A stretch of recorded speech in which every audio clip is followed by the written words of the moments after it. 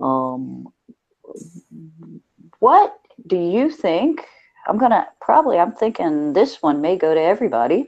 What's the best example of collaborative arrangements among freelancers that you have ever seen? That's it. Hector, you say smart, and Yeah, and Malt. Sarah, you say included, and then we'll be there. Everyone is happy.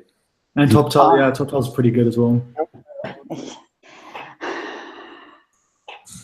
All right. If nobody's jumping up for that question. What is quite interesting, actually, I don't know if it's anyone has best practice, but it's the topic of this mutual insurance fund. It's been running by some cooperatives, but also some co-working space. That's addressing really some of the main pain points of freelancers, which is late payments and even sick pay. So I think these are all considerations that often end up in a legal discussion, and it's something really, really complicated when it comes to hold money for others. But that's something we are considering within the co-working movement, within the freelance movement, and this is very interesting in my opinion. So I'm very fond of hearing if anyone has experience on that, and also on the topic of professional development.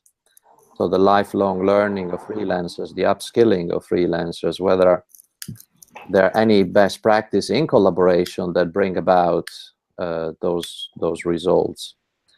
If there is, we are super happy to profile them within European Freelancers Week, within all the organizations I'm sitting on the board or help running and so on. Marco, I think you and both Alex hit on the head, and the fact that waiting around for governments to implement policy is like freelancers haven't got time for it, and it goes for startups, it goes for all these sort of entrepreneurial entities that we keep talking about. And I think what we're seeing increasingly is the private sector is responding. We're seeing insurance products on demand or not on demand being built specifically for freelancers. We're seeing e-residency programs allowing people to have a global status. And I think that's one of my favorite things of going back to Jimmy's question about my favorite collaborative sort of movement is the fact that all of these cooperatives or collectives or communities are realizing that invisibly they have huge bargaining power, but no one really wants to flex that muscle. So there are companies, mine included, that was a really bad pun, that take that bargaining power, pool it, and go out to the private sector to get the benefits that people aren't getting maybe from their governments or aren't available currently in the market. So I'm really happy to see both the co-working and the freelancer movements taking those steps and realizing that freelancers don't really have the time to go and negotiate with insurance companies. They don't have the time to go and figure out what is the best supplier of X, and sort of delegating that to their alliance, their co-working space, their POA or their employer is becoming increasingly more popular. At the end of the day, people want to go into freelance for the reasons they stated in the survey, and not so that they can negotiate with insurance or wait for policymakers to implement laws that can help them run their businesses better. So we're seeing a lot of different types of communities realizing that behind the scenes they can share buying power to get the things that their members need and their customers need. Yeah, no, absolutely. And go.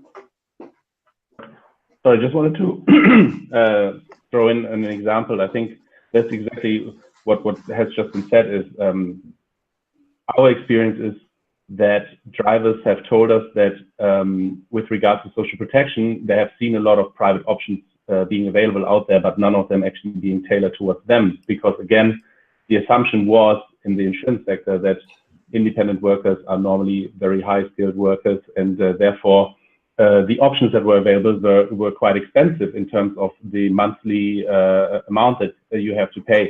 So what we basically did is we spoke with AXA Insurance, and we developed a product called partner protection that basically allows independent drivers that like the flexibility to still access some sort of social protection that is actually more tailored towards their needs. So what it does is basically providing on-trip driver injury protection, but it also provides off-trip benefits such as, for example, sick pay and paternity and maternity payments.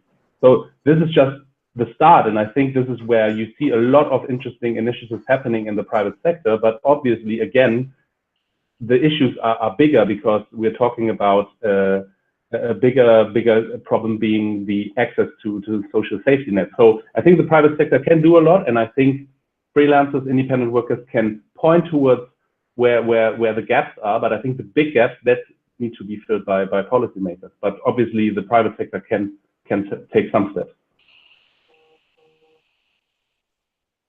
Yeah, that's what's so interesting to me about it. That when we come with, there are a number of really interesting initiatives going on right now, and yet it's as if we in the co-working spaces, and then also when I speak to my co-workers, so also the freelancers and the people with small businesses, haven't quite got our heads around what that new option is. And I find that really the difficulty of communicating that, the difficulty of getting people to come together, because so many of the solutions are thought of by one person, and yet we're also seeing a transition towards solutions that are really bottom up.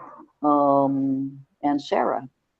Well, yeah, I wanted to talk about the fact that there is an important weight, because we're talking about collectively working together to be able to negotiate better fees than if people were alone.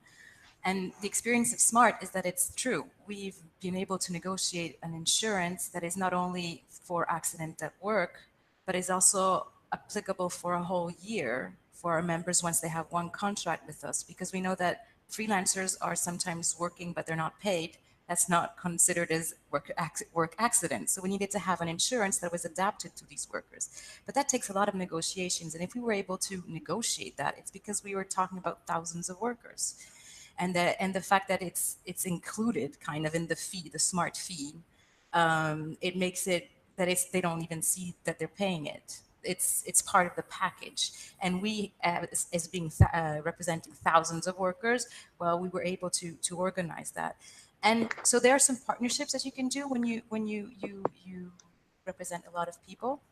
It gives you more power of negotiation. But what's interesting also is the scale can also help you as an organization to actually provide support to your members. For example, there was this, when there was the terrorist attack in Belgium in 2015, we put into place an exceptional, thanks to our guarantee fund. Usually we use that for people, for our freelancers who are not paid, so that we can pay them within 7 working days. But what we were able to do is to say, well, there are people during the day of the attacks and the following days where the city was totally locked down, where people were supposed to work, but were not working. So we couldn't ask their clients to pay because they didn't perform or do the services they provided. But these people need the money. Like 2 days of not working can be a very big problem. So we actually provided this specific fund to support the people who already had a contract with us for those days, but they could not perform it. And I think that it's very important to have self-help, but we also have to find the right balance between what we're supposed to do as a collective, a bottom-up approach, but also what we advocate for and that we want the state to do. And we have to find a good balance, and it's not always easy. No, I agree with that. I mean, I myself, I've lived since 2004 in Europe, but I am, of course, American. And one of the things that one confronts in that fact is that there is a very different position in terms of what is the role of government. And in Europe, of course, when we're talking about freelancers across Europe, we are once again faced with the conundrum that what is the appropriate role of government right across Europe in terms of these problems is very different.